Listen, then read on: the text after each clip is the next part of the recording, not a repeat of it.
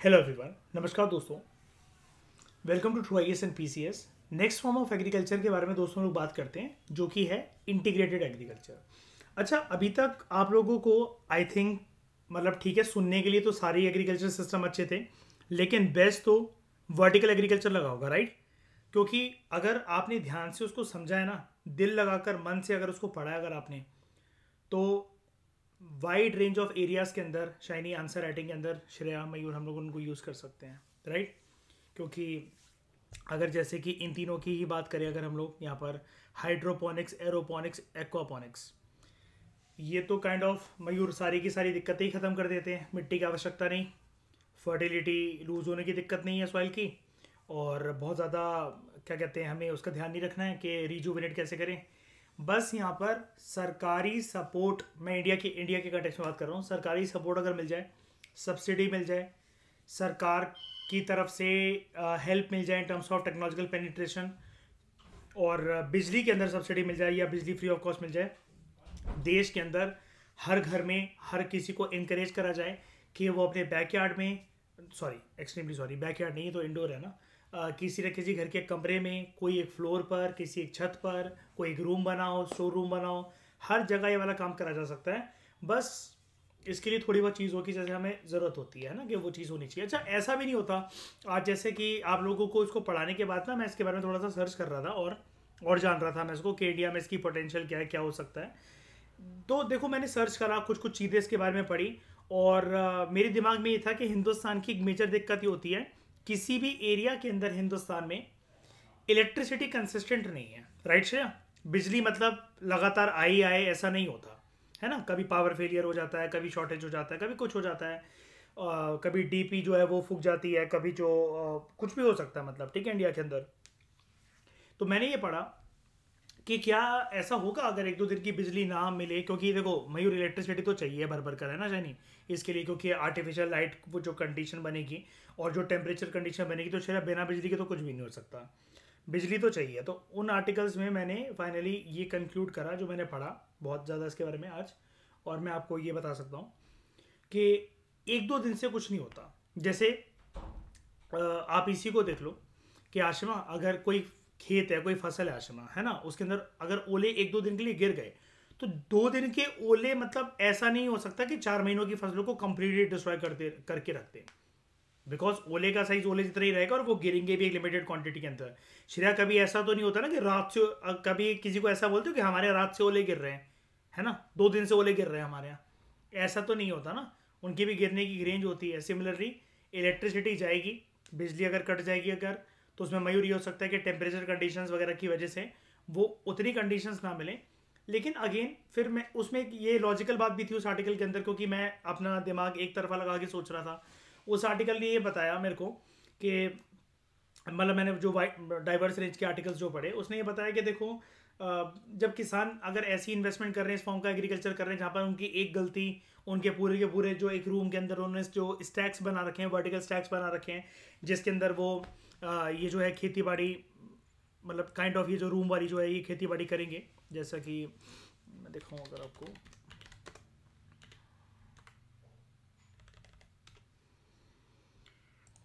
यहाँ पर अगर रूम के अंदर वो इस तरीके के ये प्लांट्स लगाकर टेम्परेचर कंडीशंस लगाकर ये सब जो करेंगे, तो फिर उस आर्टिकल में ये भी था, जैसा कि मैं आपको बता रहा हूँ, मैं एक तरफा सोच रहा था कि कोई किसान इतना पागल नहीं है, कोई बंदा इतना पागल नहीं है कि वो फिर नेचुरल तरीके से जो बिजली आएगी उसी के ऊपर रिलाई करेगा।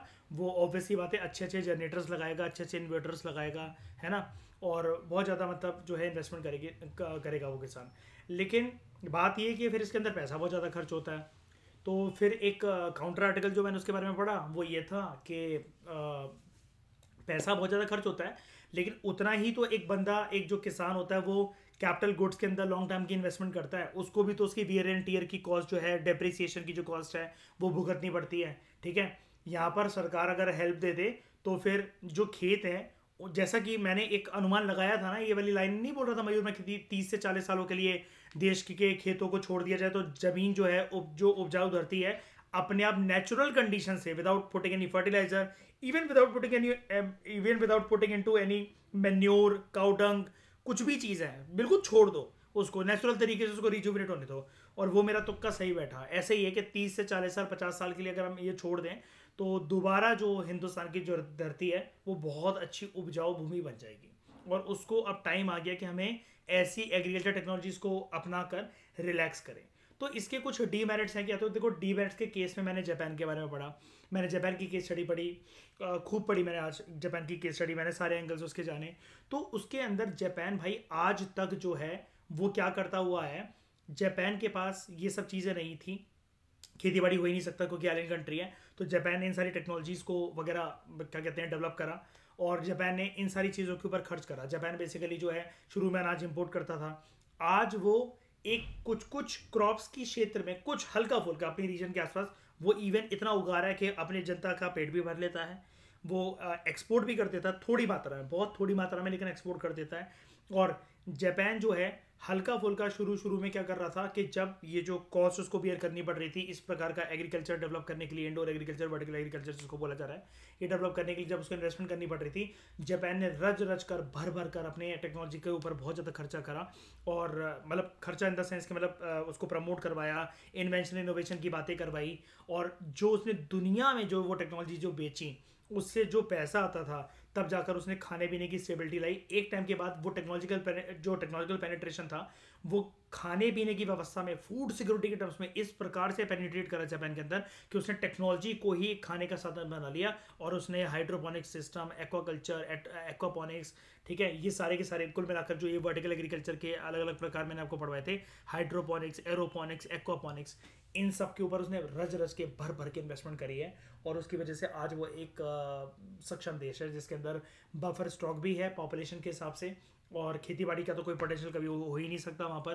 अर्थक्वेक बहुत ज़्यादा आते हैं, वॉल्केनो आते हैं, और कुल मिलाकर आइलैंड कंट्री में आप जानते हो खेती बाड़ी नहीं हो सकती, कुछ फ्रूट्स वेजिटेबल्स थोड़े बहुत हो सकते हैं, लेकिन जापान को जो बाकी जो क्रॉप्स चाहिए होते हैं, जो कि A to Z तरीके के क्रॉप्स अगर वर्टिकल फार्मिंग से नहीं उग पाते हैं, अब वो क्यों नहीं उग पाते हैं ऐसा नहीं है। उस आर्टिकल में ये बताया गया कि ऐसा कुछ भी नहीं है कि जो वर्टिकल फार्मिंग से ना उग सके, लेकिन बात ये हो जाती है ना कि इतना फिर आप लैंड कैसे लाओगे। जापान आइलैंड कंट्री कभी भी बहुत बड़ी कंट्रीज नहीं होती हैं कि वो रशिया जिनका उनका साइज हो या 1/10 ऑफ रशिया का वो साइज हो। जापान का साइज बहुत छोटा सा है, ठीक है, जापान इतनी कोई बड़ी कंट्री नहीं है। आप साउथ ईस्ट एशियन की कंट्रीज देख लो, आइलैंड कंट्री छोटी छोटी होती है कंट्रीज, और उनके भी आइलैंड तितर बितर होकर इधर उधर पड़े रहते हैं। जैसे अंडमान निकोबार आइलैंड में अगर आप देख लो तो 500 से प्लस आइलैंड है जो तितर बितर होकर पड़े हुए हैं। आप कहने के लिए लगेगा वाओ, अंडमान निकोबार आइलैंड में 550 आइलैंड है, लेकिन अब वो आइलैंड ऐसे हैं क्योंकि कुछ कुछ का बॉर्डर तो आप 3 मिनट के अंदर, 2.5 मिनट के अंदर क्रॉस कर लोगे, ठीक है। वो आयरन कहने के लिए नाम पर बस चोंच लगाकर खड़े हुए हैं पानी के ऊपर। तो ये सब बातों को कंक्लूड करने के बाद बात ये है कि देखो वर्टिकल फार्मिंग एक अच्छी टेक्नोलॉजी है, अच्छा सिस्टम है। मतलब देखो एक तरीके से है तो टेक्नोलॉजी, क्योंकि टेक्नोलॉजी का पेनिट्रेशन होकर जो है खेती बाड़ी में खेती बाड़ी को बड़ा करा जाता है, बड़ा करा जा रहा है, उगाया जा रहा है उसको, क्रॉप्स को, और डाइवर्सिटी जो है वो इंश्योर करी जा सकती है। तो इंडिया जैसे देश में यहाँ पर घर घर में प्रोत्साहन ये जो है लोगों को मिलना चाहिए कि लोग अगर थोड़े बहुत जो किसान है अगर वो कैपिटल गुड्स के ऊपर, ट्रैक्टर्स के ऊपर, हार्वेस्टर्स के ऊपर, मशीन्स के ऊपर, इन सब के ऊपर अगर खर्चा करते हैं तो थोड़ा थोड़ा उनको साइमल्टेनियसली एक एक अपने घर का कमरा बनाकर ये सब चीज़ें करनी चाहिए। स्पेशली वो क्रॉप्स जिनकी डिमांड बहुत ज़्यादा है, जिनके रेट वो बहुत अच्छे फेच कर सकते हैं, जैसे जो तिल होता है ना,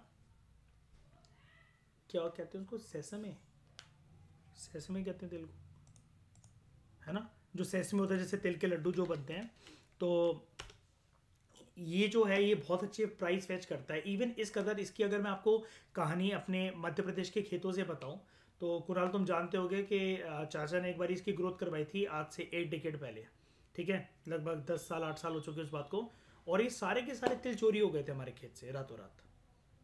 मतलब कुछ टाइम के लिए कुछ फंक्शन था, आई थिंक बुआ की शादी थी या मुझे नहीं पता क्या था, तो 2 दिन के लिए बस वहाँ पर कोई नहीं था देख रेख करने के लिए, और मयूर सारी की सारी जो खेत की जो फसल है वो सफा छट हो गई थी, क्योंकि इसका रेट बहुत अच्छा फैच होता है, ठीक है। अब यही अगर मान लो कि उस टाइम पर वर्टिकल फार्मिंग उन्होंने करी होती, घर के अंदर कोई कमरा बनाकर अगर ये उगाए होते, तो ये मतलब ये कैसी चीज़ है कि अगर आप इसकी मार्केटिंग करना जानते हो, आपको अच्छा मार्केट मिलते हैं, आपके कांस्टेंट बायर सेलर्स के साथ जो इंटरेक्शन है वो बहुत अच्छे रहते हैं, तो आप सेसमे पर इन्वेस्टमेंट कर ये मैं आपको पर्सनली बता सकता हूँ, आप करोड़पति लखपति बन सकते हो। ये बहुत अच्छी इन्वेस्टमेंट होती है, थोड़ा सा ख्याल रखना पड़ता है इसका, और ख्याल इन द सेंस कि देखो ये रियलिटी है कि आज भी मतलब सेसमे के जो यहाँ पर खेत होते हैं वहाँ पर चोरी चकारी बहुत ज़्यादा होती है, ठीक है, लेकिन इसके अलावा आप यहाँ पर अफोर्ड नहीं कर सकते कि आप इसकी फसल को ख़राब होने दो, बर्बाद होने दो, ये सब चीज़ें। ठीक है, ऐसे बहुत सारी चीज़ें होती हैं, जैसे एक मलेशियन पाम होता है, इंडोनेशियन पाम होता है। मैं प्रॉपर तरीके से नहीं जानता उस पेड़ का नाम, साइंटिफिक नाम, लेकिन उसमें क्या होता है कि आपको 7 साल के लिए वेट करना पड़ता है। ठीक है, और मैं अपने घर वालों को बड़े टाइम से समझा रहा हूँ कि कुछ टाइम की इन्वेस्टमेंट जो करके, कुछ थोड़ी सी इन्वेस्टमेंट करके 7 साल लगभग जो है उसको उगाना पड़ता है। और वो जो है वो साउथ ईस्ट एशियन कंट्रीज़ के अंदर बहुत अच्छी तरीके से बिकता है, जिसके रेट जो है आपको वो बहुत अच्छे फैच होते हैं। लाइक आपको कुछ कुछ जो लकड़ियाँ हैं वो करोड़ों की फिर आपकी वो बिकना जो है वो स्टार्ट होती हैं। ठीक है, नहीं नहीं, मैं रेड सेंटर की बात नहीं कर रहा, रेड सेंटर इलीगल होता है। रेड सेंटर को अगर आपने उगाया तो फॉरेस्ट ऑफिशियल जो है ना वो गोली मार देंगे, और वो देखेंगे नहीं कि ये डीएसपी के खेत हैं कि किसके खेत हैं। ठीक है, तो ये सारी बातें मैंने आपको समझाती, जितने आज मैंने आर्टिकल्स पढ़े थे इसके बारे में, और भी ज़्यादा जो मैंने नॉलेज गेन करी मैंने आपको सारी बता दी। कोई भी दिक्कत हो, कुछ भी आस्पेक्ट हो, अगर आपको समझ में ना आए, कभी आप इसके एडवांटेज डिसएडवांटेजेस लिखो, तो आप मेरी हेल्प ले सकते हो। जितनी मैंने आपको बताई वो जनरल बातें, या तो आप सोच सोच के खुद भी कर सकते थे। ठीक है, मतलब मुझे क्लियर पैटर्न इसका पता था, मैंने इसके बारे में पहले भी पढ़ रखा है, लेकिन क्योंकि ये बुक नहीं है और मैं आजकल नई इनसाइट्स इसके बारे में गैदर कर रहा हूँ, तो आई वॉज क्यूरियस इनफ कि इसका इंडिया के अंदर पोटेंशियल क्या हो सकता है, या फिर भारत के अंदर फूड सिक्योरिटी, या फिर जो 17 सस्टेनेबल गोल्स का जो सपना है, जिसको यूपीएससी हर 2-3 साल में पूछता रहता है वो क्वेश्चन कि भारत कहाँ तक पहुँचा, क्या इस गोल को अटेन कर सकता है, क्या बाधाएं हैं उसके अंदर। तो मैं अपनी आंसर राइटिंग में 2024 में, अगर भगवान की कृपा से मैं मेंस लिखने के लिए सक्षम होता हूँ, मैं इसके ऊपर बहुत ज़्यादा हैवी इन्वेस्टमेंट करने वाला हूँ अपने मेंस के आंसर के अंदर, जीएस पेपर 3 में।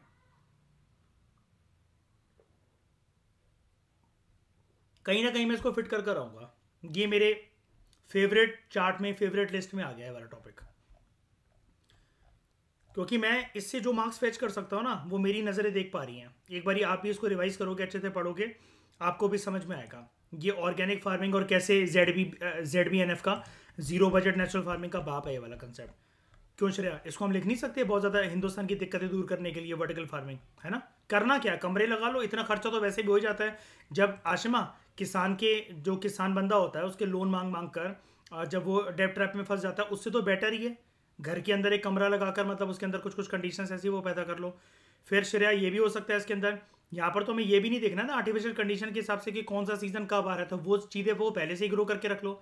मैंने इस कदर तक इसके अंदर आज एनालिसिस करी, देखिए मतलब मैं खुद की भी कुछ चीज़ें लगाई, मैंने दिमाग लगाया, और बहुत सारे आर्टिकल्स भी मैंने इसके बारे में पढ़े, वाइड रेंज ऑफ आर्टिकल्स मैंने इसके बारे में पढ़े।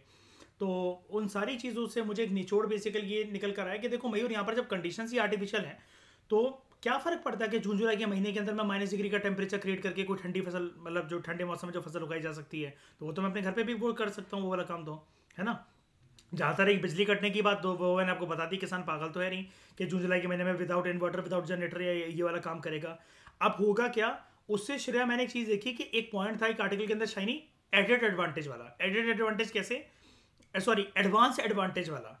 मैंने कहा ये पता नहीं क्या चीज़ होती है, तो एडवांस एडवांटेज ऐसी कुछ करके था, या एडेड एडवांटेज, कि वो ना बंदा क्या करेगा श्रेया, कि मार्केट के अंदर जो चीज़ें जैसे आने वाली होंगी कि धीरे धीरे करके इसका मौसम आने वाला है, ऑरेंजेस का मौसम आने वाला है, ऐसा आने वाला है, तो वो पहले से ही रेडी रहेगा अपने स्टॉक के साथ, और फटाफट से मार्केट में जाके पटक देगा, है ना। और सारा बेच दिया, फटाफट से पैसे ले आया, नेक्स्ट साइकिल के लिए उसे इन्वेस्टमेंट करने के लिए जो भी उसको उगाना है, हाइड्रोपोनिक्स, एक्वाकल्चर, ये एक्वापोनिक्स के अंदर, वो सारा का सारा उसने वो कर दिया, उगा दिया। अब ये देखो, ये डबल सॉर्ड है, इसके बारे में भी पढ़ा मैंने, ये डबल सॉर्ड है। एक्वापोनिक्स के अंदर देखो, आप मछलियां भी आराम से ग्रो कर सकते हो, तो आपका पीसी कल्चर हो गया, है ना, आपके प्लांट्स भी ग्रो हो रहे हैं,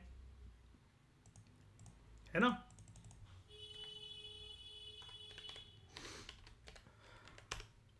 हाइड्रोपोनिक्स के कंटेक्स्ट में एक इमेज थी, पता नहीं,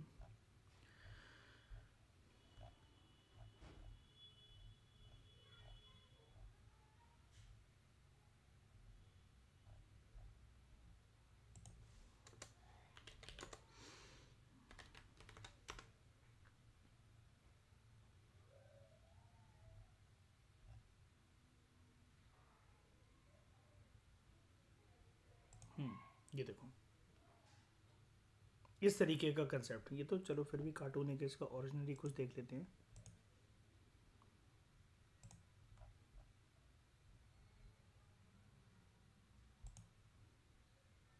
ये देखो, मैं कह रहा हूँ बहुत छोटे स्केल पर, बहुत छोटे स्केल पर सब कुछ होगा, लेकिन कुछ ना कुछ हो तो रहा है यार। आप कहीं इन्वेस्टमेंट कर रहे हो, आपको किसी ने बोला 1 करोड़ रुपए लगाकर डेली की 1 लाख आ जाएंगे, आपके पास नहीं है 1 करोड़ रुपए, 10,000 रुपए तो हैं, 100 रुपए तो हैं, 1,000 रुपए तो हैं। वो 1 लाख रुपए डेली नहीं आ पाएंगे, 10 रुपए तो आएंगे डेली। धीरे धीरे करके वेल्थ जनरेट करने में ऐसी क्या दिक्कत है? किसान की ये मछलियाँ या ये जो कुछ भी जो उगा रहा है, कम से कम कुछ ना कुछ तो बिकेगा तो। और यहाँ पर क्या है कि मार्केटिंग को पता कर लो ना, कि मार्केटिंग मतलब मार्केटिंग के हिसाब से चल क्या रहा है। कुछ मत करो, जैसा कि हम ये बात कर रहे थे, जब इसकी इंटरनेशनल इतनी डिमांड हो ही रही है, एक अपने इंटरनेशनल डीलर को पकड़ लो। और श्रेय कौन सा था दुनिया का सबसे घटिया फ्रूट जिसकी बहुत ज़्यादा डिमांड है इंटरनेशनल मार्केट के अंदर, क्या कहते हैं उसको? Dragon fruit. देखो बच्चे जानते हैं उसको, ड्रैगन फ्रूट। ये उगा लो, ये भी तो ग्रो करा जा सकता है कि नहीं करा जा सकता? अब इसकी इतनी डिमांड है भाई, हमें नहीं खाना, लेकिन ये आर्टिफिशियल कंडीशंस के अंदर ऐसे ग्रो कर। अब ये देखो, अगर ये ऐसे लटका हुआ है इस तरीके से, अगर ऐसा इसका पेड़ मेरे को दिख रहा है यहाँ पर करके, तो इन में से मैं किसके ऊपर बैठ करूँगा? ये एरोपोनिक्स, वो हवा में लटके हुए होते हैं ना उनके पेड़ वगैरह, हवा मिलती है, हवा मिलनी चाहिए उनको, हमने पढ़ा था ना, एरेशन, ऊपर तक वर्टिकल तरीके से। और है भी एग्रीकल्चर तो वर्टिकल ही है ना, पहली बात तो ये है। ठीक है, चलो ये वाला सिनेरियो खत्म हो गया, मैंने सारा अपडेट दे दिया आपको, जो चीज़ें नहीं भी थी वो भी बता दी। ठीक है, तो अब बात करते हैं इंटीग्रेटेड एग्रीकल्चर के बारे में। इंटीग्रेटेड फार्मिंग सिस्टम एक सस्टेनेबल एग्रीकल्चर सिस्टम है जो कि इंटीग्रेट करता है लाइफ स्टॉक को, क्रॉप प्रोडक्शन को, fish, poultry, tree crops, plantation crops and other systems that benefit each other. नाम से ही पता लग रहा है इंटीग्रेटेड एग्रीकल्चर। यहां पर एक बात मैं आपको बताता हूं, इधर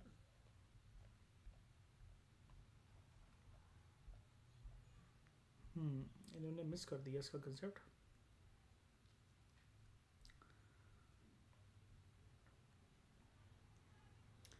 इंटीग्रेटेड एग्रीकल्चर या जिसको इंटीग्रेटेड फार्मिंग सिस्टम बोलते हैं,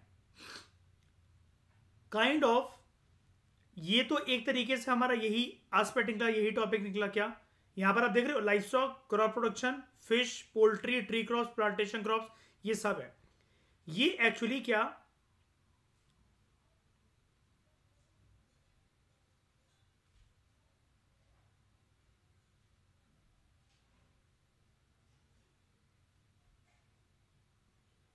it is father of mix cropping. कैसे?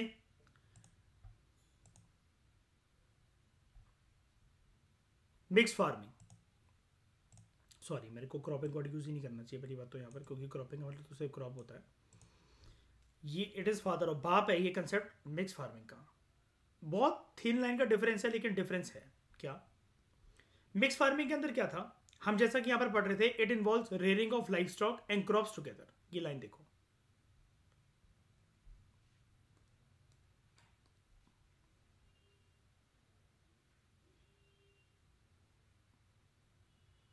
दूसरा कीवर्ड देखो, विद इक्वल एम्फेसिस। लेकिन मिक्स फार्मिंग देखो, श्रेया आप ही बताओ, ये मिक्स फार्मिंग हुआ ना इंटीग्रेटेड एग्रीकल्चर? यहां पर इंटीग्रेट कर रहे हैं ना हम लाइफ स्टॉक और क्रॉप्स को, कर रहे हैं कि नहीं कर रहे हैं? लेकिन जब हमने एग्रीकल्चर को इंट्रोड्यूस करा अपनी लाइफ के अंदर, इस टॉपिक को कि व्हाट इज एग्रीकल्चर, याद करो श्रेया, ये जो पहला पेज हमने पढ़ा था शाइनी, कि जिसके अंदर हम लोग ये सारी बातें कर रहे थे कि agriculture is the science and art of cultivating the soil, growing crops, raising life stock, और फिर हम इसके वो जान रहे थे एग्रीकल्चर एंड एलिड एक्टिविटीज, जिसके अंदर हम लोग बात कर रहे थे कि एलिड एक्टिविटीज जो हैं milk and dairy products, poultry products, sericulture, apiculture, fishery. आप इसको और इसको, अगर इन सारी एक्टिविटीज को अगर आप मर्ज कर दो, यानी कि ये जो चीज है ना, जस्ट अ मिनट, ये जो चीज है इंटीग्रेटेड एग्रीकल्चर, ये कुछ नहीं है, ये तो हमने चलो कहने के लिए बोल दिया इट इज बाप of mix farming. Actually it is, अगर आपको एक वर्ड के अंदर इसको जानना कि है क्या, actually it is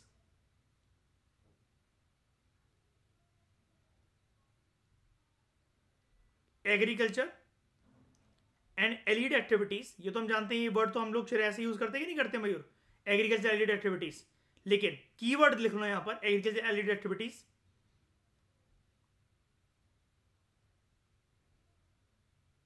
simultaneous focus के साथ। यहां पर मयूर हम लोग वेट नहीं कर रहे हैं कि खेत जो है उसके अंदर थोड़ी सी जगह बच गई, चलो मधुमक्खी का ये कर लेते हैं, पालन कर लेते हैं, शहद बनाएंगे। यहां पर आप सबके ऊपर ना थोड़ा थोड़ा थोड़ा फोकस दे रहे हो, क्योंकि यहां पर क्या है, it is a kind of मयूर आपका स्टॉक का पोर्टफोलियो। आपको नहीं पता कब क्या ऊपर जाएगा, कब क्या नीचे जाएगा, किस में एक साल लग जाएगा, किस में एक दिन लग जाएगा। आपने बेस्ट टू बेस्ट स्टॉक्स अपने पोर्टफोलियो के अंदर रख लिए हैं। अब चाहे वो एक दिन के अंदर बढ़े, चाहे वो 10 साल के अंदर बढ़े, वो आपकी बेस्ट इन्वेस्टमेंट्स है, क्योंकि आप श्योर नहीं हो कि कौन सी चीज कब कितने टाइम पर आपको रिटर्न देगी। ये इसलिए ऐसा है कि बंदा हर जगह पर उसने थोड़ा थोड़ा हाथ मार रखा है।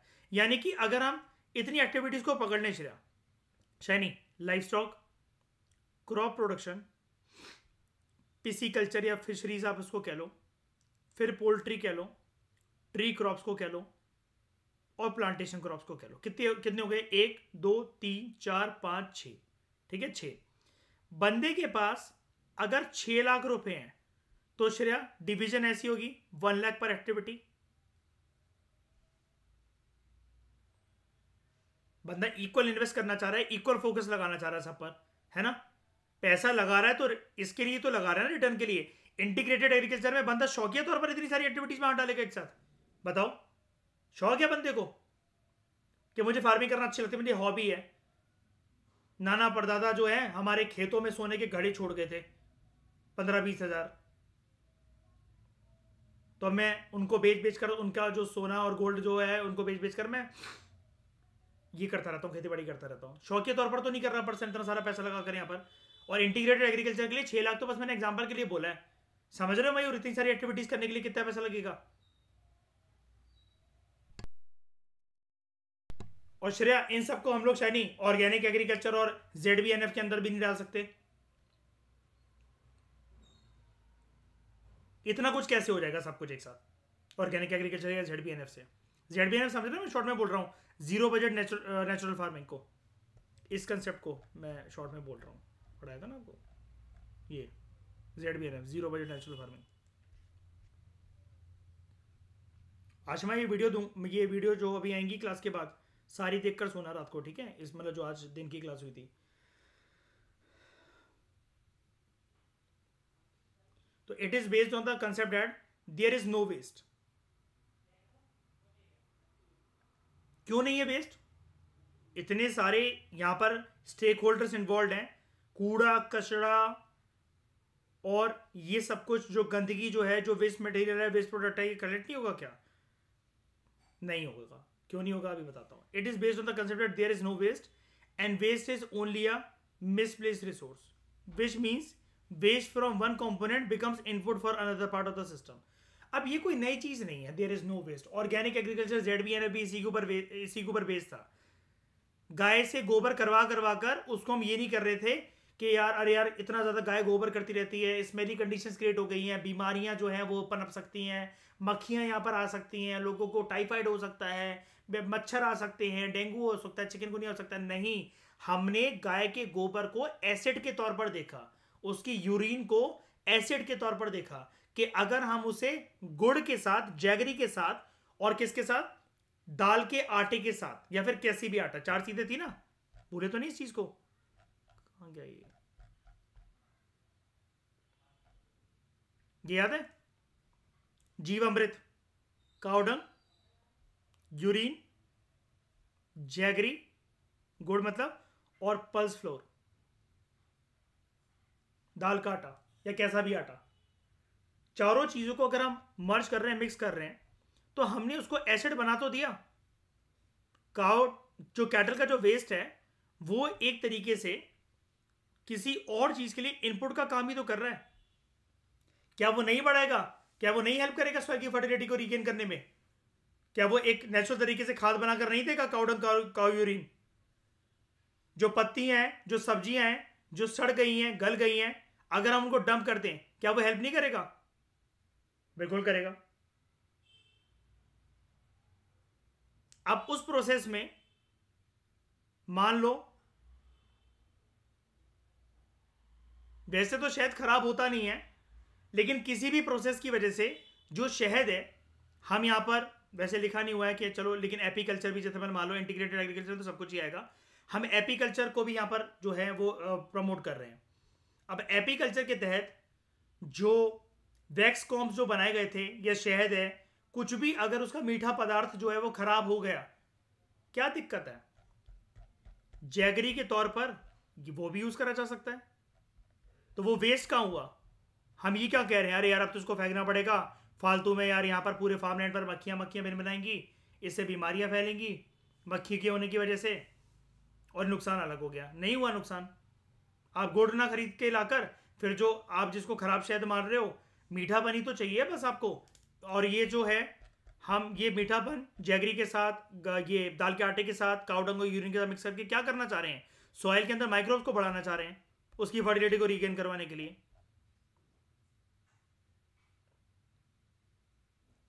जैसे पोल्ट्री की बात आज बिस्म है, अभी बिस्म नहीं है, पोल्ट्री की बात उसने आज बिस्म ने बड़ी अच्छी बताई। तो बिस्म जो है, उसके आई थिंक पता नहीं दादा या पापा करते हैं ऐसा कुछ, ये पोल्ट्री फार्म चलाते हैं वो बड़े बहुत लार्ज स्केल पर।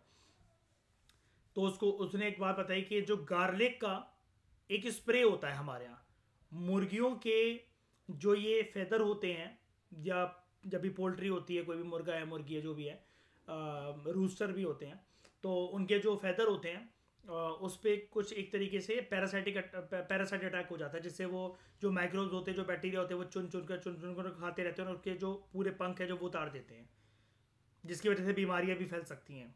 तो उसने बताया वो गार्लिक का एक स्प्रे करा जाता है उनकी बॉडी के ऊपर, ताकि वो जो है उनको इसका सामना ना करना पड़े, शारीरिक दिक्कतों का, शारीरिक बीमारियों का।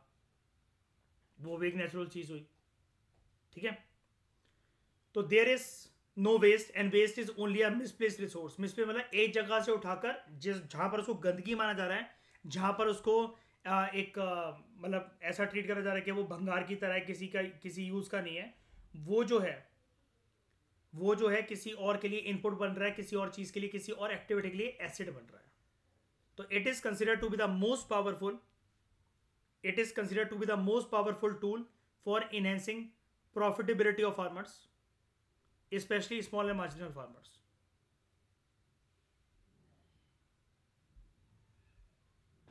ठीक है, सबसे पावरफुल टूल है ये फार्मर्स की प्रॉफिटेबिलिटी को बढ़ाने के लिए, and specially small and marginal farmers.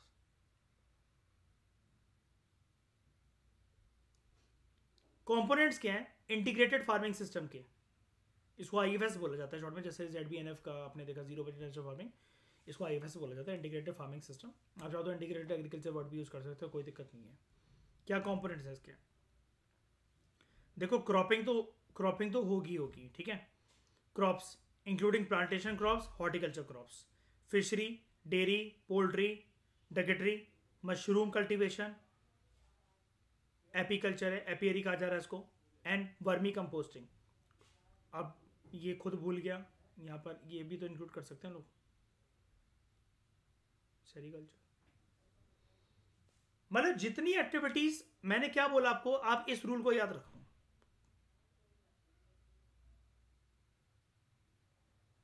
Agriculture and allied activities, जहां से आपने अपना एग्रीकल्चर जो है ये शुरू करा था जीएस पेपर 3 के लिए, ये वाला जो पैराग्राफ है, इसके अंदर जो आपको ये लाइन समझाई जा रही थी, एग्रीकल्चर हो गया ऊपर,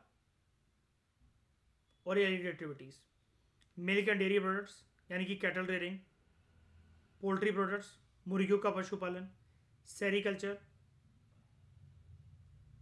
apiculture, sericulture silk farm, apiculture मधुमक्खियां, पिसिकल्चर या फिर एक्वाकल्चर, फिशरीज, और जितनी चीजें मतलब आ सकती हैं। वर्मी कंपोस्टिंग के अंदर हम लोग क्या करते हैं, गड्ढा खोदकर उसके अंदर पत्तियां, सब्जियों के छिलके, फ्रूट्स, ये सब कुछ भर देते हैं, राइट।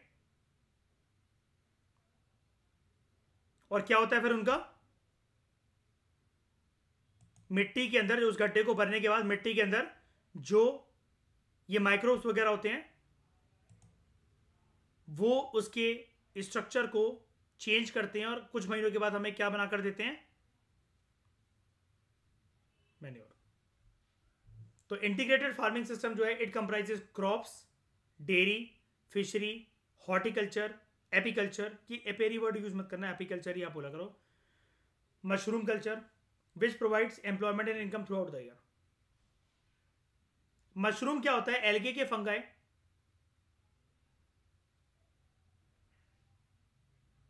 हमने पढ़ा था ना, सम फंगाई ईटेबल, एडिबल, लेकिन सारी मशरूम भी ईटेबल नहीं होती हैं। हाँ, अनवांटेड प्लांट होता है, इसके अंदर पूरा न्यूट्रिशन जो है वो इसने निचोड़ लिया होता है मेन प्लांट से, और इस न्यूट्रिशन को इंसान कंज्यूम करते हैं। ये खाया जाता है as a kind of starters, सब्जी बनती है मशरूम की, which provides employment and income throughout the year. ठीक है। Integrated farming model, integrated farming system के अंदर क्या होता है, field crops are grown for food production.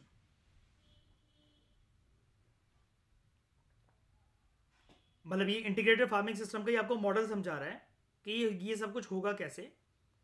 कह रहे हैं इंटीग्रेटेड फार्मिंग सिस्टम या इंटीग्रेटेड फार्मिंग सिस्टम के अंतर्गत सबसे पहले जो है जो फील्ड क्रॉप्स होंगी प्रॉपर तरीके से, जहां पर खेती बाड़ी होती है, जो अनाज ग्रो होता है जहां पर, they are grown for food production. उनका मेन पर्पस ये है कि सबसे पहले अनाज जो है वो पैदा करो। क्रॉप के जो रेसिड्यूज जैसे बच गए हैं, जैसे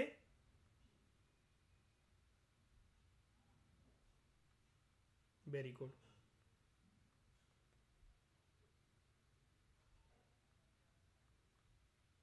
ये हस्क होता है श्रेय इंसानों के खाने के लिए, वैसे ये खा सकते हैं किसी फॉर्म में चेंज करके।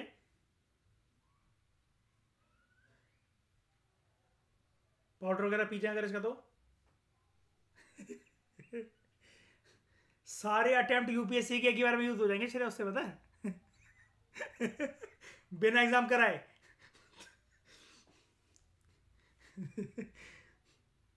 इसका श्रेय कोई जूस नहीं होता कसम से, ठीक है हाँ वही कह रहा हूं, इसका श्रेय कसम से कोई जूस नहीं होता crop residues after harvesting they can be use for animal feed, for dairy and goat production. अब ये जो बच गया है, जैसे देखना एक्टिविटीज कैसे घूम रही है, एक एक करके चलो लिखते चलते हैं मयूर, ठीक है। शायनी देखो हमने सबसे पहले क्या करा, हमने सबसे पहले करा श्रेय क्रॉप प्रोडक्शन, लिखते चलो फटाफट। ये मतलब एक एक्टिविटी का वेस्ट कैसे दूसरी एक्टिविटी के लिए इनपुट के तौर पर काम आता है। क्रॉप प्रोडक्शन करने के बाद चलो इसके वेस्ट का नाम बताओ, आशमा क्या होगा इसके वेस्ट का नाम, हस्क, ठीक है। इसको मिटा देते हैं जरा, ठीक है, आराम से आप ही लोग आंसर करते जाना।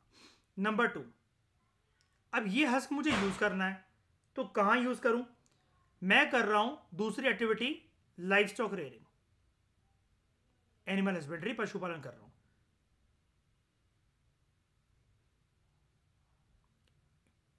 अब ये जो हस्क है इसका फूड क्या बना, इसका फूड बना पॉइंट नंबर 1, ये जो मैं यहां से लेकर आया, मतलब वो समझ गए ना, जो इसका वेस्ट जो था पॉइंट नंबर 1 के वेस्ट का वेस्ट बना, ठीक है। अब जो इसका वेस्ट है वो क्या है,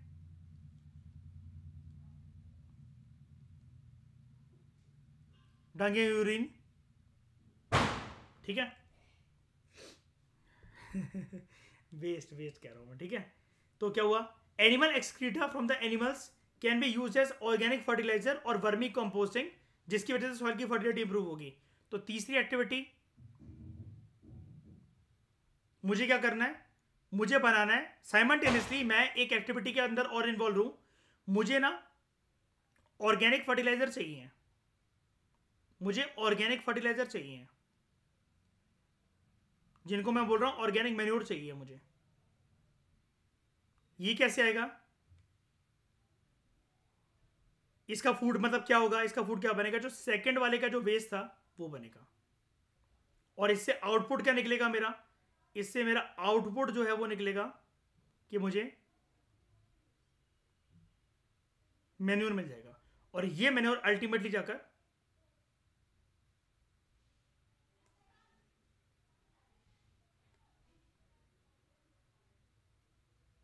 ये मैन्योर अल्टीमेटली जाकर स्टेज 1 में दोबारा हेल्प करेगा क्रॉप प्रोडक्शन। कैसे? अभी तक तो वो सिर्फ उसका बेस था, अब जाकर ये मैन्योर उसका फूड बन जाएगा। सारी चेन देख रहे हो? श्रेय समझ में आया ये क्या बोल रहा हूं मैं? इंटीग्रेटेड फार्मिंग सिस्टम में जो किसी का एक फूड है, फूड से शुरुआत होगी उसकी। जैसे क्रॉप प्रोडक्शन में कहां से शुरुआत हुई होगी? मैन्योर से। इसका बेस क्या था? हस्क। हस्क किसका खाना बना? जानवरों का। ठीक है, जानवरों का वेस्ट क्या निकला? Excreta, Dang and urine. ये किसका खाना बना? जमीन का, जिससे हम लोग जमीन पे, मतलब ऑब्वियसली बात है जमीन का बना, वो उसका इसको भी हम बोल सकते हैं सॉइल माइक्रोब्स का बना। ठीक है, उन्होंने जाकर उसको कन्वर्ट करा वर्मी कंपोस्टिंग के चलते, वो ऑर्गेनिक फर्टिलाइजर और मैन्योर बना। इससे जो अल्टीमेटली जो ऑर्गेनिक फर्टिलाइजर जो मैन्योर बना, ये एक तरीके से जो सॉइल माइक्रोब्स हैं उन्हीं का तो वेस्ट हुआ एक तरीके से। वो क्या बना? किसका फूड बना? क्रॉप्स का फूड बना। क्रॉप्स में वो मैन्योर डाला जाएगा और ये साइकिल चलती रहेगी।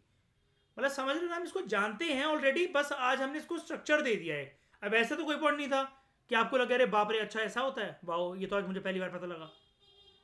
हम तो बस यहाँ पर कनेक्ट कर रहे हैं चीज़ों को ना। और ये कनेक्शन कैसे इजीली पॉसिबल हो पाया? बिकॉज उसने हमें शुरू में बता दिया था कि यहाँ पर बड़ी सारी activities, agriculture and allied activities simultaneously मतलब फोकस करके करी जा रही है। ओके, समझ में आया? तो इंटीग्रेटेड फार्मिंग सिस्टम के अंदर field crops are grown for food production. The crop residues after harvesting they can be use for animal feed, for dairy and goat production. Animal excreta जो है, एनिमल से जो मिलेगा, it can be utilise as organic fertiliser या फिर vermicomposting, which in turn improve the soil fertility and reduces consumption of chemical fertilisers. Also animal excreta को सुखाया जा सकता है and it can be use for production of biogas और energy for household use. अब energy कैसे? ये जो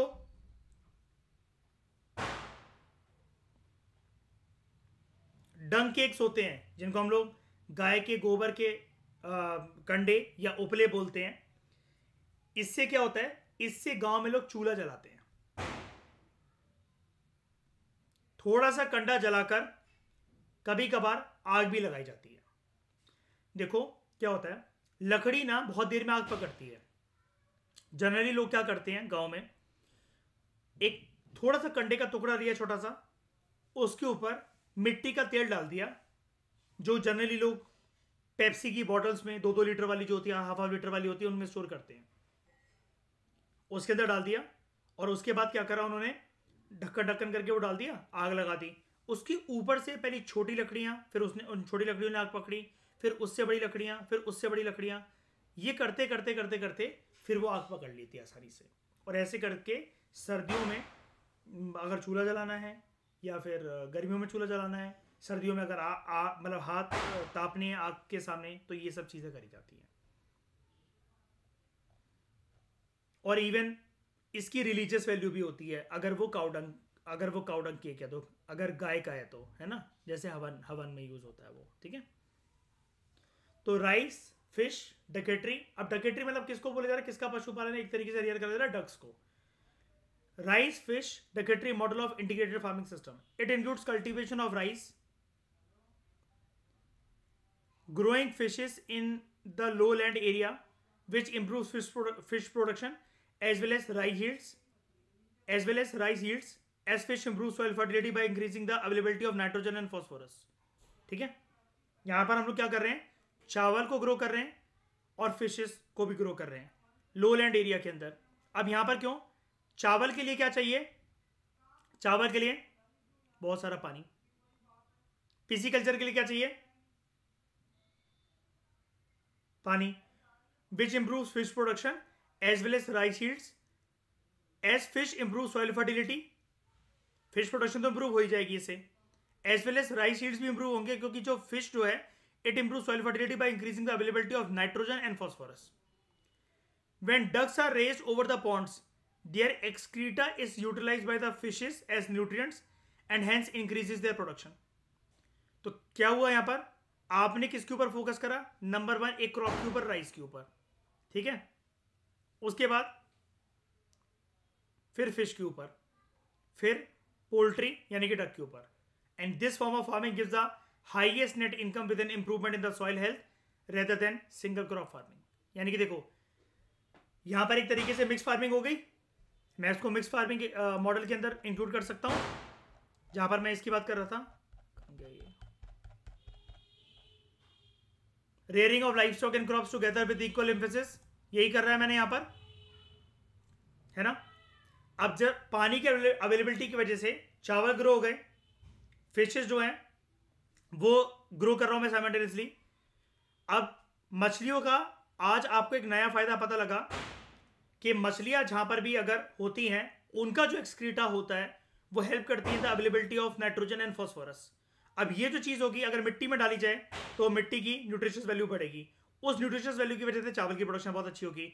और अगर डक्स जो है वो बॉन्ड में रेस करी जा रही, इनका जो एक्सक्रीटा होगा वो खाना बनता है मछलियों का, जिसकी वजह से मछलियों की आबादी बढ़ेगी। तो एक तीर से तीन निशान। देख रहे हो इंटीग्रेटेड फार्मिंग सिस्टम में आपको वो तीन तीन चार चार जोड़े बना बनाकर समझा रहा है कि ऐसा ऐसा ऐसा करके हो सकता है, जो किसी एक का वेस्ट पदार्थ है वो किसी और के लिए एक खाने का सोर्स है, राइट।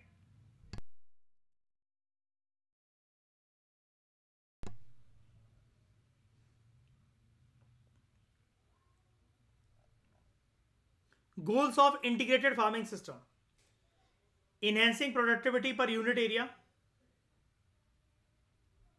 Proper waste management. ये कैसे? क्योंकि जो किसी एक का अगर वेस्ट है तो वो किसी और के लिए फूड है। प्रोडक्टिविटी पर एरिया कैसे इंप्रूव हो रही है? कोई भी लैंड एरिया जो है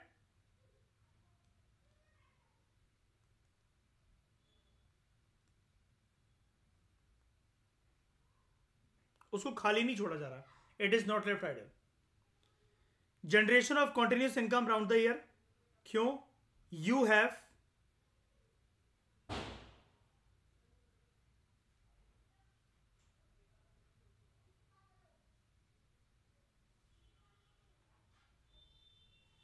multiple sources of income, reducing use of chemicals, reducing, देख रहे हो, एलिमिनेटिंग नहीं। ऑर्गेनिक फार्मिंग के अंदर या ZBNF के अंदर हम लोग रिड्यूसिंग वर्ड यूज करेंगे क्या? नहीं। क्या वर्ड यूज करेंगे? नो। वेरी गुड, ठीक है।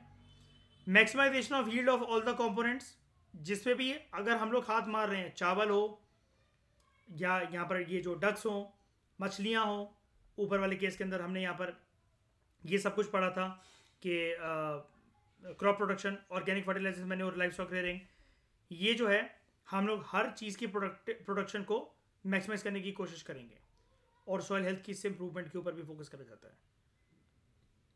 तो फॉडर प्रोडक्शन की अगर हम लोग बात करें under integrated farming system, fodder production मतलब क्या? किसको उगाना? फॉडर क्रॉप्स को। भूसा फॉडर क्रॉप नहीं होता, वो तो चलो रेसिड्यू होता है। कुछ ऐसे क्रॉप्स जिनको जर्नली हम लोग एनिमल्स को जो है वो कंज्यूम करने के लिए दे सकते हैं। ऐसा नहीं कि उनको इंसान कंज्यूम नहीं कर सकते। ये कोर्स ग्रेन्स होते हैं, जनरली ऐसे ग्रेन जो कि एरिड सेमी एरिड रीजन्स में आसानी से उग सकते हैं और जानवरों के खाने के लिए जो होता है ये बने होते हैं जनरली, है ना। Yes, other than meat and life, वो तो स्टेबल क्रॉप्स हो गए ना फिर तो, और उसको क्यों जानवर क्यों खाएंगे। तो ये जो है integrated integrated farming system IFSSG को बोला जा रहा है। आप इंटीग्रेटेड फार्मिंग एग्रीकल्चर भी इसको बोल सकते हो। इसके अंदर good quality fodder production is essential for maintenance of cattle. देखो, क्योंकि अगर आप जिसका पशुपालन कर रहे हो अगर उसको अच्छा नहीं खिलाओगे ना तो उससे अच्छा आउटकम भी एक्सपेक्ट मत करो। मुर्गियों को पिलाने का पानी, गाय भैंसों को पिलाने का पानी, उनको खिलाने के लिए मुर्गियों को जो सतराजा खिलाया जाता है, ठीक है, जो कि कबूतर भी खाते हैं वैसे, और गाय भैंसों को जो चारा डाला जाता है जिसके अंदर मैंने आपको बताया कि जो मस्टर्ड ऑयल केक्स होते हैं वो सब मिलाए जाते हैं, जो भी चीज़ें हैं आपको उनके खान पान का बहुत ध्यान रखना है। उनकी त्वचा, उनकी स्किन, उनका इंटरनल बॉडी स्ट्रक्चर, उनका पेट, उनका डाइजेस्टिव सिस्टम, उनकी अंतड़ियाँ पेटों के अंदर, ये सारी चीज़ अगर हेल्दी रहेंगी, स्वच्छ रहेंगी, कोई बीमारी से वो मुक्त रहेंगे, तभी वो आपको अच्छे अंडे, दूध और उससे उत्पन्न होने वाला पनीर, दही, घी, मक्खन, ये सब कुछ आप बहुत अच्छा प्राप्त कर सकते हो, ठीक है। तो फॉडर प्रोडक्शन जो है it improves soil fertility also and soil water holding capacity. देख रहे हो यहाँ पर ऐसा माना गया है, साइंटिफिक स्टडीज ये कहती है कि अगर फॉडर क्रॉप्स को अगर उगाया जाए ना, अभी तक हम क्या पढ़ रहे थे कि अगर सॉइल की फर्टिलिटी को अगर हमें मेंटेन करके रखना है, we should go for multiple cropping या फिर क्रॉप रोटेशन सिस्टम की तरफ हमें जाना चाहिए, है ना। वो आपसे बोल रहा है कि साइंटिफिक स्टडीज ये भी रिलीव करती है कि फॉडर कल्टीवेशन जब जब होती है ना, इससे भी सॉइल फर्टिलिटी इंप्रूव होती है, सॉइल वाटर होल्डिंग कैपेसिटी जो है वो बढ़ती है। It also restricts the growth of weeds and other non, ठीक है। तो ये सब इसके जो हैं ये प्रोमिनेंट तरीके से इसके फायदे हैं। तो अब देखो इससे क्या है, ये यहां पर इसके फायदे देखो। नंबर 1, फॉडर कल्टीवेशन करो, इससे सॉइल फर्टिलिटी बढ़ती है, वाटर होल्डिंग कैपेसिटी बढ़ती है। Number 2, it restricts the growth of weeds, unwanted plants. Number 3, and other non beneficial plants. Fodder crop जो है हम उनको क्लासिफाई कर सकते हैं 4 कैटेगरीज के अंदर। ग्रास फॉडर, घास उगाना, क्योंकि कई जानवर घास फूस खाते हैं। Grain fodder, legume fodder and tree fodder. Legume fodder cultivation, इसकी वजह से सॉइल न्यूट्रिएंट्स जो है वो एनरिच होते हैं, पर्टिकुलरली नाइट्रोजन, क्योंकि जमीन के अंदर फिर क्या होंगे, नाइट्रोजन फिक्सेशन बैक्टीरिया जो है वो बढ़ेंगे, राइट। अब यहां पर अगर वीड्स के इतने, ये सॉरी वीड्स कह रहा हूं, एक्सट्रीमली सॉरी, जो फॉडर क्रॉप्स के अगर इतने सारे अगर फायदे हैं, तो फॉडर क्रॉप्स की कल्टीवेशन को प्रमोट ना करे जाए बहुत सारे एरियाज के अंदर, जहां पर कंडीशन सुन लो पहले, ये नहीं कि फॉडर क्रॉप की प्रोडक्शन करने से हो क्या जाएगा। फॉडर क्रॉप की प्रोडक्शन जो है वो करने से एक फायदा ये होगा, स्पेशली उन एरियाज के अंदर इसको प्रमोट करवाया जाए जहां पर सॉइल अपनी फर्टिलिटी जो है वो खो चुका है। और स्टडीज ये बताती है हमें कि वहां पर बड़ी सारी फर्टिलाइजर्स, पेस्टिसाइड्स, इन सब की बोरियां डालने की वजह से जो है सॉइल की फर्टिलिटी खत्म हो चुकी है, और अब उसको रिजुवनेट करा जो जा रहा है आर्टिफिशियल तरीकों से, वो काम नहीं आ रहा, वो कारगर साबित नहीं हो रहा, वो सही नहीं बैठ रहा वो फंडा। तो ऐसी जगह पर फॉडर क्रॉप्स जो है उनको उगाया जा सकता है, ठीक है। अब ऐसा है क्या कि किसी भी फॉडर क्रॉप को इंसान कंज्यूम नहीं कर सकते हैं? साइंटिस्ट का ये कहना है हमें अपनी स्टेबल डाइट जो है ना भारत की, सिर्फ ये जो रोटी और चावल है इसको छोड़कर बहुत सारी चीजें अपनी डाइट के अंदर अपनानी चाहिए, बल्कि इसको हमें कम कंज्यूम करना चाहिए। हमें ये जो एरिड और सेमी एरिड रीजन्स के अंदर ये जो क्रॉप्स, जो कोर्स ग्रेन्स जो होते हैं ना, जो सीरियल्स होते हैं, जो पल्सेस होती हैं, इसको ज्यादा कंज्यूम करना चाहिए।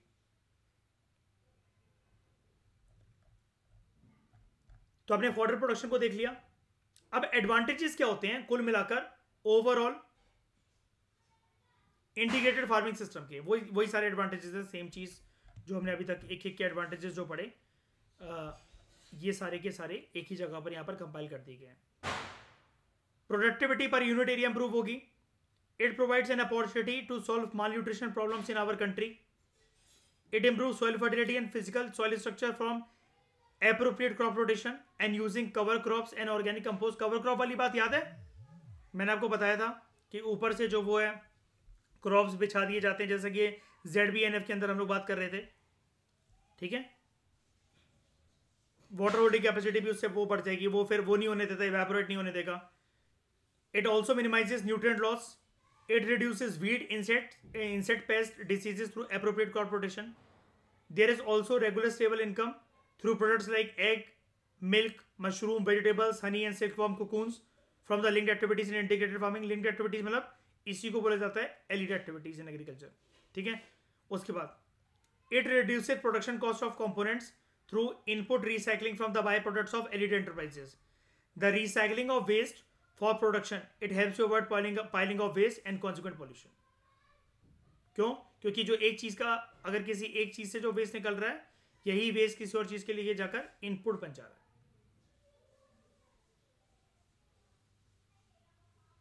फूड बन जा रहा है। अब हम लोग बात करते हैं एक कंसेप्ट की जिसको हम लोग बोलते हैं प्रिसीजन एग्रीकल्चर। लास्ट है आपका, इसके बाद आपके हर तरीके के जो एग्रीकल्चर हैं वो खत्म हो जाएंगे। अब आप कोई सा भी क्वेश्चन जो है आराम से कंफर्टेबली अटेंड कर सकते हो किसी भी गवर्नमेंट एग्जाम के पेपर के अंदर। प्रिसीजन एग्रीकल्चर ना सुनने से तो नाम ऐसे ही लग रहा है कि ये कुछ प्रिसाइज तरीके से, कुछ बहुत शार्प तरीके से सोच समझ कर जो चीज़ें वो यूज़ करी जाएं, उस प्रकार का कुछ एग्रीकल्चर ही होगा, ठीक है। जानते हैं इसको क्या है प्रिसीजन एग्रीकल्चर? ये एक साइंस है of improving crop yields and assisting management decisions using high technology sensor and analysis tools. ये एक नया कंसेप्ट है which is adopted throughout the world to increase production, reduce labor time, ensure effective management of fertilizers and irrigation processes.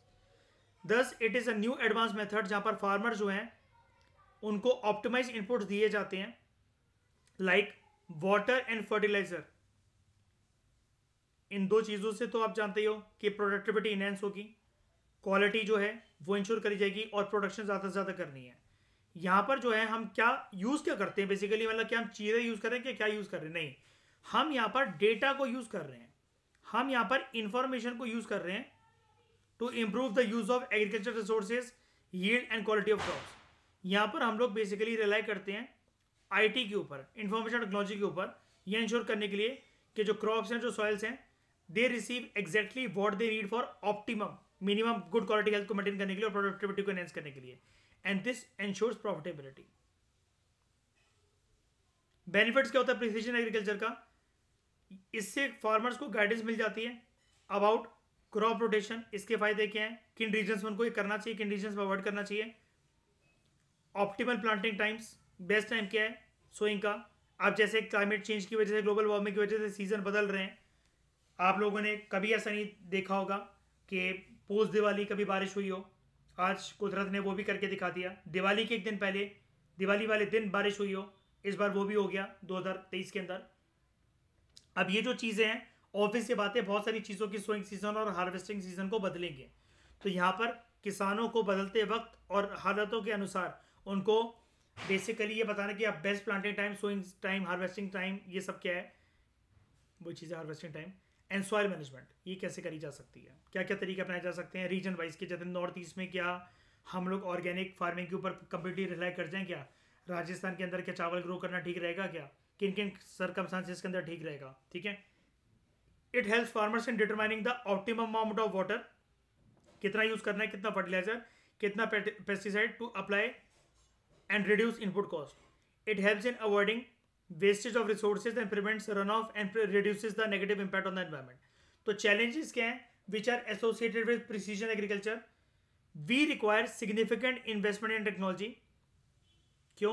क्योंकि software और जो equipment है जो इसके अंदर रिक्वायर होता है in this is expensive. Also it takes time to learn its effective use. Integrating data from all the sources and drawing logical inferences out of it remains a challenge. और ये suitable नहीं है छोटे छोटे farms के लिए. India के अंदर 86% जो फार्मर्स हैं they have less than 2 hectares of land size. और तभी हम लोग क्या बोलते हैं इंडिया के अंदर ज्यादातर किसान कैसे हैं?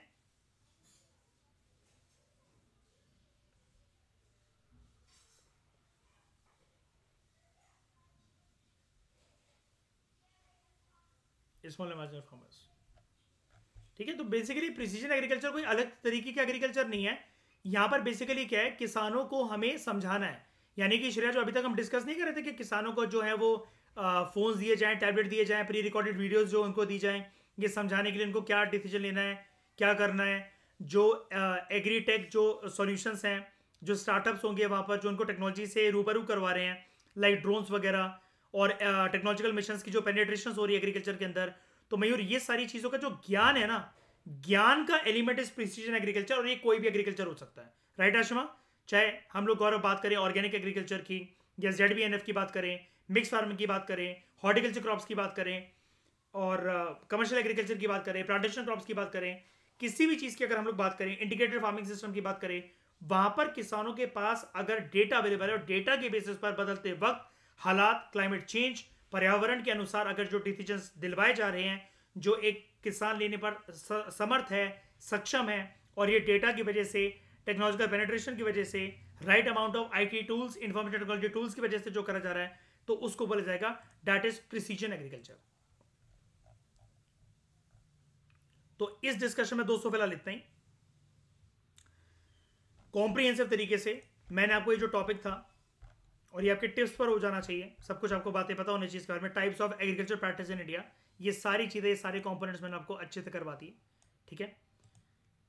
तो इस डिस्कशन में दोस्तों फिलहाल इतना ही। नेक्स्ट लेक्चर के अंदर हम लोग बात करेंगे characteristics and features of Indian agriculture. Thank you very much for discussion.